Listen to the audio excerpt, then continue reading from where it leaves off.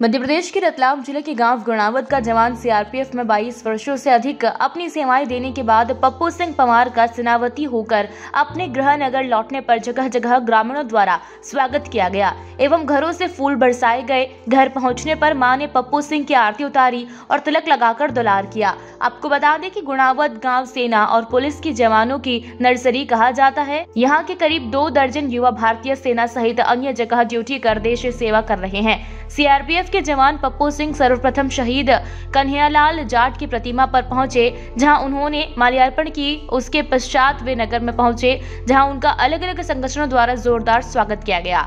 22 वर्ष सीमा पर सेवाएं देने के बाद घर लौटे सीआरपीएफ के जवान से वॉइस ऑफ एमपी के रिपोर्टर पवन धाकड़ ने खास बातचीत की। आपको सुनवाते हैं वे क्या कुछ बोले। लंबी सेवाएं देने के बाद अपने प्रत्येक गांव गुणावत लौटे हैं।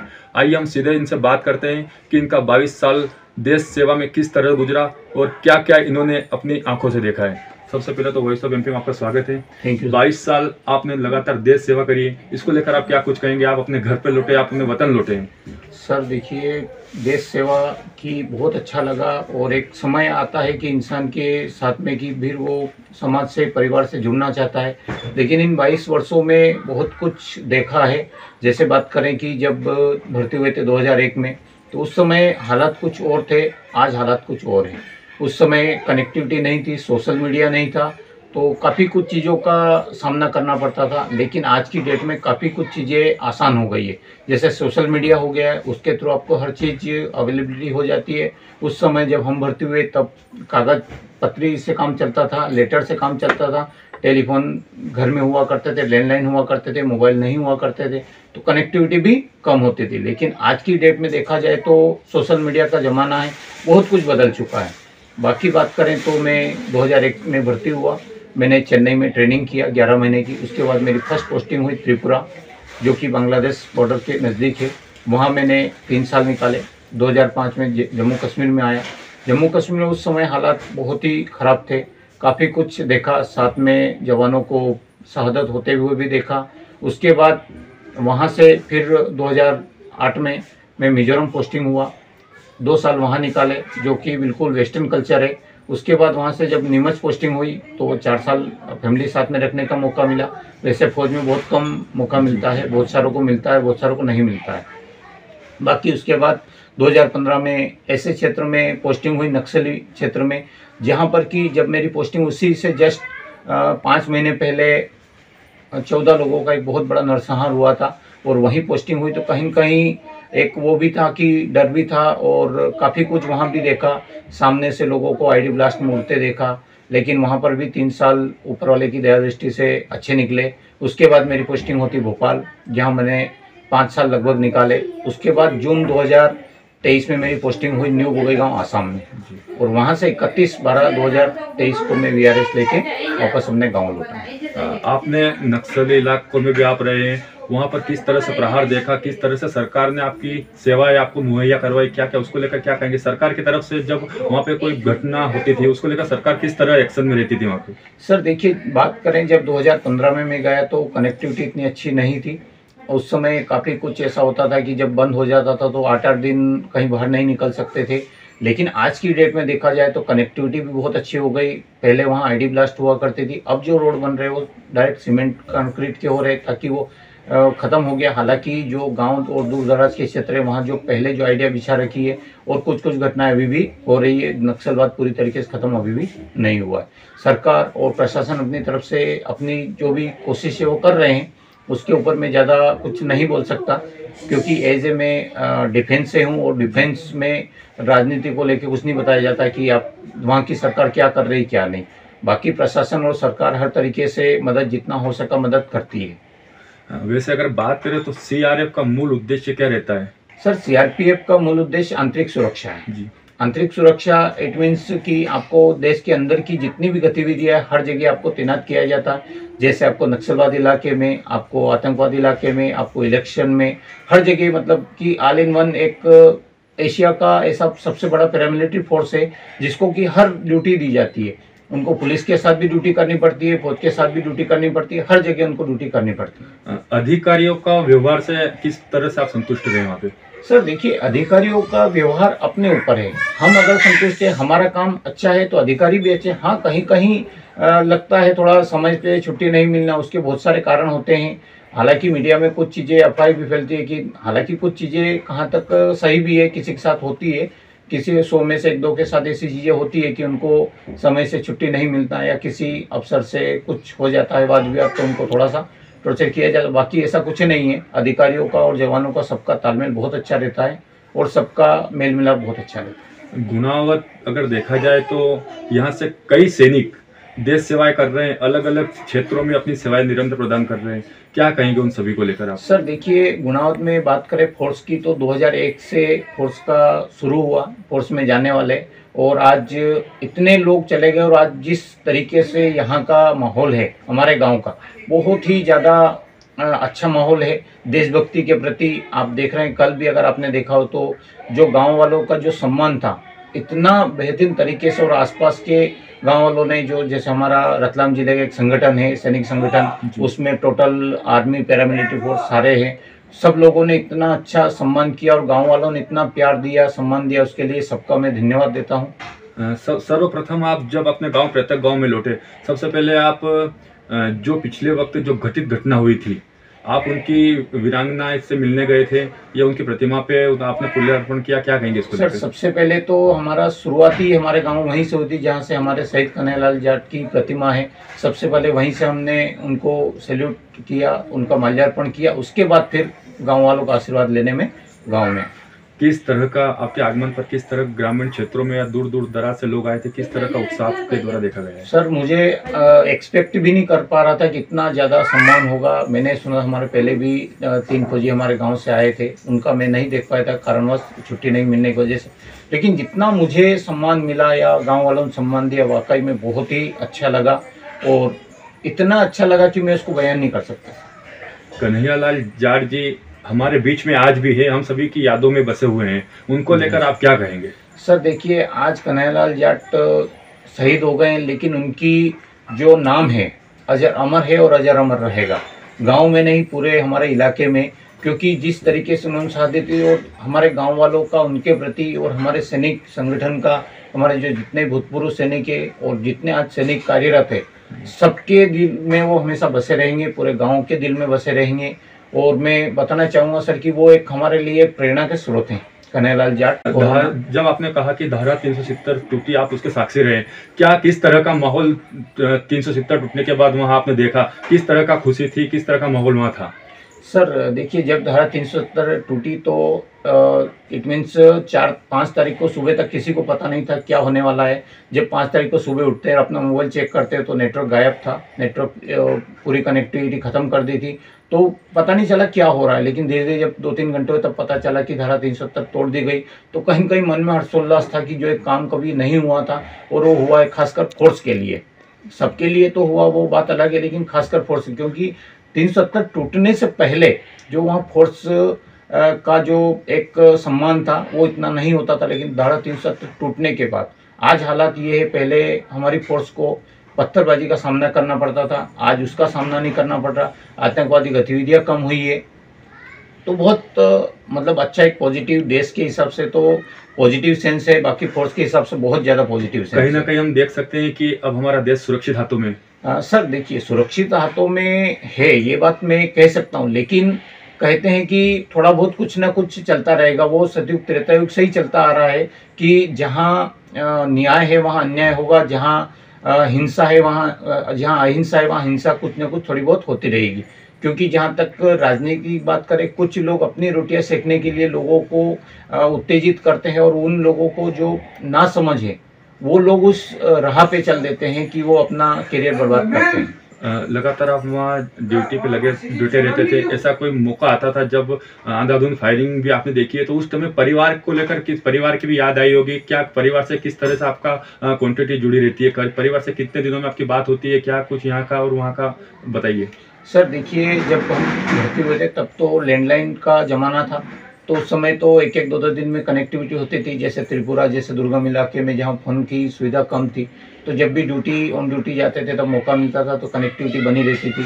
घर पे टेलीफोन नहीं थे तो पड़ोसी के यहाँ फ़ोन करते थे। उसके बाद जब कनेक्टिविटी बढ़ी, कहीं ना कहीं परिवार की भी चिंता आपके मन में रहती थी? सर परिवार की चिंता तो मन में रहती थी, लेकिन कहीं न कहीं एक दिल में ये था कि यार भाई इस देश सेवा भी करना इस जरूरी योनि है। में देश सेवा का मौका मिला है तो पहले देश सेवा जी। प्रथम है, जी। उसके बाद परिवार तो है ही सही। जी। क्योंकि अगर देश सेवा प्रथम नहीं होगी तो हम वहाँ अपने पूरे कंसंट्रेशन के साथ हम ड्यूटी नहीं कर पाएंगे। सैनिक के लिए सबसे बड़ा योगदान कौन सा रहता है? सर सैनिक के लिए योगदान देखा जाए तो कुछ लोगों का मानना है कि शहीद होने के बाद भी सम्मान मिलता है, लेकिन कुछ लोगों का हमारा ये भी मानना है कि हमने जो 22 साल सेवा दी उसके बाद आज देश सेवा के बाद भी हमारी ड्यूटी खत्म नहीं हुई है। क्योंकि एक ड्यूटी खत्म होगी लेकिन समाज के प्रति हमारी ड्यूटियाँ और भी है, और हम जीवन पर्यंत जब तक जिंदा रहेंगे समाज के लिए कुछ न कुछ करते रहेंगे। आप अपने गांव प्रत्येक गांव लौटे हैं, यहाँ पर आपके आने के बाद किस तरह से आप युवाओं में जोश भरेंगे? और भी यहाँ के कई युवा है, यहाँ के नहीं बल्कि रतलाम जिले सहित पूरे देश के प्रदेश के युवा आर्मी में जाने के लिए, सीआरपीएफ में जाने के लिए तैयारी कर रहे हैं। तो कहीं ना कहीं उनके मन में भी डर रहता है कि वहाँ जाने के बाद क्या होगा क्या नहीं होगा। कई तरह मेडिकल में निकाल जाता है उनको, किस तरह से वहाँ पर सैनिकों को रखा जाता है, उनके लिए थोड़ा बताइए, अवगत करवाइए। सर देखिए, कैसे भर्ती होते हैं, मेडिकल में निकाला जाता है ये नहीं, ये तो उनके फिजिकल फिटनेस के ऊपर निर्भर करता है। मैं अपने आज के युवाओं को यही प्रेरणा दूंगा और यही एक सजेस्ट करूंगा कि आप फिजिकली फिट रहें। आप फिजिकल फिट रहेंगे तो देश के लिए कुछ कर सकते हैं, और जब आप देश के लिए कुछ कर सकते हैं, अपनी नौकरी अगर आप सेफ रखते हैं तो ही आप परिवार के लिए कुछ कर पाएंगे। और जितने भी हमारे युवा हैं उनसे मैं यही आग्रह करूंगा कि आप फिजिकली फिट रहें, आप तैयारी करते रहें। जब भी मौका मिले आर्मी में, सीआरपीएफ, पैरामिलिट्री फोर्स में, मिलिट्री में आप जाने की कोशिश करें। एक बार नहीं, 2 बार नहीं, 10 बार नहीं, जब तक आपका एक ओवरेज नहीं हो जाए तब तक आप कोशिश करते रहें। और कभी भी उन लोगों के संपर्क में नहीं आए जो बोलते हैं कि हम पैसा दे के भर्ती करवा देंगे। हाँ, कभी कभार हो सकता है वो, लेकिन आजकल जैसे एसएससी के थ्रू हो रहा है उसमें ये बहुत कम न के बराबर चलता है। हालांकि किसी का कभी हो जाता है तो तुक्का लग जाता है, हाँ मेरा हुआ है, बाकी ये चीज़ें नहीं चलती है। परिवार का किस तरह आपका योगदान रहा? परिवार में से किस तरह का योगदान रहा आपको? सर परिवार का मेरे प्रति बहुत अच्छा रहा। मेरा परिवार में कहूँ ऐसा भगवान सबको परिवार दे, क्योंकि मेरे न रहने के बावजूद भी हर तरह से मेरे बच्चों को, फैमिली को प्रोटेक्ट किया गया, उनकी हर ज़रूरत का ध्यान रखा गया। और आज भी आज जो आपने देखा होगा कल जो सम्मान हुआ सब मेरे परिवार की वजह से हुआ। क्योंकि मैं खुद 3 तारीख को पहुंचा था जब कार्यक्रम शुरू हुआ। यहाँ का अरेंजमेंट, लोगों का उत्साह, लोगों में जो जितने लोग आए थे लगभग 1500 से 2000 के लोग के बीच में आए थे, वो सब योगदान हमारे तीनों बड़े भाई और हमारे पूरे परिवार का। मैं देख सकता हूँ कहीं ना कहीं आपकी आंखें नम है। क्या देशभक्ति दिल में अभी भी लगातार आपके जिंदा है? आपकी आंखें नम देख सकता हूँ मैं। बॉर्डर पर रहने के बावजूद आप अपने गांव आए, क्या वहाँ की अब भी उस माटी की याद आ रही है? सर माटी की याद तो आएगी, क्योंकि जहाँ हमने जिंदगी के 22 साल 4 महीने 10 दिन निकाले उन लोगों के बीच में, और आज यहाँ का माहौल अलग है, वहाँ का माहौल है। कहीं न कहीं वो जो एक बहुत ही लंबा पीरियड मेरा फोर्स के साथ निकला है, फौज में निकला है, तो कहीं न कहीं वो तो रहेगा ही सही। वो तो कहीं दिल से जाने वाला नहीं है, क्योंकि एक बहुत लंबा समय वहाँ निकला है मेरी लाइफ का, तो वो तो रहेगा ही सही। और जो भी वहाँ के लोग हैं जिनसे हमने बहुत कुछ सीखा, उनकी याद आती रहेगी। और आज जो भी मैं हूँ, आज अगर आपके सामने बैठा और आज आप मेरा इंटरव्यू ले रहे हैं, तो सीआरपीएफ की जॉब की वजह से, अगर मैं सीआरपीएफ में नहीं होता या मेरे परिवार ने मुझे इतना पढ़ाई लिखाई नहीं होता, उस काबिल नहीं बनता, तो शायद मैं आपके सामने आज नहीं बैठा हुआ रहता। मेरा अंतिम सवाल है, voice of MP news channel के माध्यम से आप करोड़ों देशभक्तों को क्या संदेश देना चाहेंगे? सर इस चैनल के माध्यम से मैं यही संदेश देना चाहूँगा कि आप मेहनत करें और देश सेवा के लिए। हालांकि आज थोड़ी सी कंट्रोवर्सी अभी चल रही है, 4 साल के लिए बोले आपको रखा जाता है फिर निकाल दिया जाएगा। ऐसा कुछ नहीं, आप एक बार ज्वाइन कीजिए, उसके बाद 4 साल का पीरियड बहुत लंबा होता है, उसमें आप हो सकता है आप वहाँ से प्रमोशन ले लें या अपना ग्रेड अपग्रेड भी कर सकते हैं। इसलिए आप 4 साल के बाद की मत सोचिए। आप अभी आपका जो गोल है कि मुझे फौज में जाना है, आप अभी जाइए, उसके बाद वहाँ से देखा जाएगा कि आपको वहाँ से आगे पदोन्नति करते हैं, आपको रखते हैं या वहाँ से आपको वापस भेजते हैं। उसके बाद अगर वहाँ से वापस आप आते भी हैं तो एटलीस्ट कम से कम आप 4 साल वहाँ देंगे, तो आपके अंदर देशभक्ति की भावना रहेगी, आपको पता रहेगा कि मुझे क्या करना है। और कम से कम जैसे बात करें हम अदर देश की, जैसे इजराइल की बात करें, तो वहाँ हर घर का, और वहाँ एक नियम है कि आपको कम से कम 5 साल देश सेवा देना, उसके बाद आपको कोई जॉब लगेगी।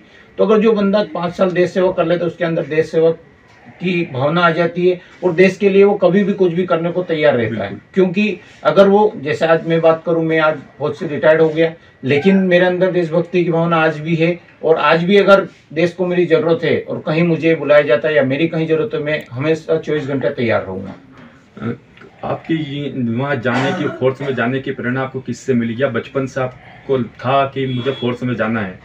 सर देखिए, बचपन से कुछ था फौज में जाने का, और जब 99 का जो हुआ था, वार हुआ था जो आर्मी का, और उसमें बहुत ज़्यादा मुझे प्रेरणा मिली कि नहीं मुझे जाना। और मेरे जो साथीगण थे जो मेरे साथ पढ़ते थे, तो मेरी कदकाठी देखते वो बोलते थे कि नहीं यार आप तो फौज में जाओगे। कहीं न कहीं फिर एक दिल में जज्बा उठा कि नहीं यार मुझे फौज में जाना है, और कोशिश किया। और आई थिंक सीआरपीएफ को नहीं जानता था कि सीआरपीएफ क्या है, पूरा उसका नाम केवल केंद्रीय रिजर्व पुलिस बल जानते थे कि भाई रिजर्व पुलिस है। लेकिन जब उसमें भर्ती हुए तब पता चला कि ये फौज है, और बहुत अच्छा लगा। और उस समय इतना मुझे नहीं ज्ञात था फौज के बारे में, क्योंकि न तो परिवार में, न रिलेशन में कोई था, न सोशल मीडिया के थ्रू इतना पता था। लेकिन आज हर एक बच्चा जानता है कि फोर्स में क्या होता है, क्या नहीं होता है, किसकी ड्यूटी रहती है, कैसा नहीं रहता। क्योंकि आजकल हर छोटी छोटी चीज़ों को लोग वीडियो बना के सोशल मीडिया पे डाल देते हैं। पहले ऐसा कुछ नहीं था कि फौज में क्या होता है, जब जाते हैं अंदर तब पता चलता है। कहीं ना कहीं आपने भूख प्यास भी काटी होगी देश सेवा के लिए। कहीं ना कहीं बताया जाता है कि फोर्स में जाते हैं तो कहीं अगर ऐसा हमला हो जाता है, कहीं पर ड्यूटी लगती है तो वहाँ 2-3 दिन तक खाना नहीं मिलता है। क्या वाकई सही बात है? सर सही बात है, क्योंकि कभी कभी ऐसी कनेक्टिव, आजकल तो खैर सोशल मीडिया के ज़माना सारी चीज़ें होती है। पहले क्या था, कनेक्टिविटी नहीं थी इतनी, तो बेतार केंद्र से ही सारी चीज़ें होती थी। और कभी कभी ट्रूप्स बाहर जाता था, 72 घंटे का ऑपरेशन में जाता था, तो आपके पास पैसा है, सब कुछ है, लेकिन खाने के लिए नहीं। क्योंकि छत्तीसगढ़ जैसे इलाके में, या मैं 2002 की बात को त्रिपुरा में था, वहाँ पर आपके पास ये ऑप्शन नहीं था कि आप किसी से कुछ मांग लें, क्योंकि आपको पता नहीं सामने वाला किस बेस में बैठा हुआ है, वो आपका दोस्त है या दुश्मन है। तो उस समय एक ही रहता है भाई अपने आप को सेव करना है, तो हमें भूखा रह के हम सेव रह सकते। लेकिन अगर हम भूख को नहीं सहन कर सकते और अगर गलती से किसी के पास चले गए और वहाँ अगर वो दोस्त की जगह अगर दुश्मन निकला, तो हमें जान भी जानी पड़ सकती है। आपकी आंखों के सामने सबसे बड़ा सर्च ऑपरेशन कब हुआ और कहाँ हुआ? सर बात करें सर, सर्च ऑपरेशन मेरे सामने 2003 में हुआ था त्रिपुरा में, जो हमारे 3 जवानों को नक्सलियों ने, वहाँ जो त्रिपुरा के जो मिलिटेंट्स थे उन्होंने मार दिया था। उसके बाद जब 72 घंटे का ऑपरेशन हुआ तो उसमें मैं भी साक्षी था। उस समय कहीं कहीं लगा था कि जब हम निकले थे तो एक बार दिल में था कि क्या पता हम आएंगे कि नहीं आएंगे। खैर ये तो हमेशा लगा ही रहता है, जब भी छुट्टी हम काट के जाते लगता है क्या पता आएंगे नहीं आएंगे। लेकिन घर वालों को एक होप जरूर देते कि नहीं मैं आऊँगा, हर फौजी यही होप देता कि मैं आऊँगा। लेकिन उसमें से क्या पता, कहते हैं कि ज़िंदगी जब तक लिखी है, आपकी जहाँ जान जानी है तो वो जाएगी सही। उसके बाद वहाँ भी देखा हमने, श्रीनगर में भी देखा। हमारी साथ का एक जवान मुझसे मिलके गया कि मैं छुट्टी जाना है, कल छुट्टी जाना, और गया और वहाँ पे क्रॉस फायरिंग में वो शहीद हो गया। बात करें छत्तीसगढ़ की, तो वहाँ पे भी हमने सामने आईडी ब्लास्ट होते हुए देखा, हमारे सामने लोगों को उड़ते हुए चिथड़े होते हुए देखा। तो कहीं न कहीं ये चीज़ें भी लगती थी कि यार क्या किया जाए, लेकिन कहीं न कहीं देश सेवा पहले आती थी कि नहीं देश सेवा पहले, हम इस फोर्स में ज्वाइन कर लिए तो जो ड्यूरेशन है वो तो पूरा करेंगे। जी, तो बिल्कुल वॉइस ऑफ एमपी इन्होंने जो भी इनके साथ घटनाक्रम घटित हुआ, जो सर्च ऑपरेशन के भी साक्षी रहे, कई बड़े ऑपरेशन इन्होंने अपनी आंखों से देखे, इन्होंने मेडल भी प्राप्त किया है। और इनकी तहेदिली इच्छा है कि जब भी 24 घंटे या साल में 365 दिन भी जब भी बॉर्डर पर हमारी सख्त ज़रूरत होगी तो ये हम अपनी सेवाएं देने निरंतर जाएंगे। वॉइस ऑफ एमपी के लिए पवन धाकड़ सर जी।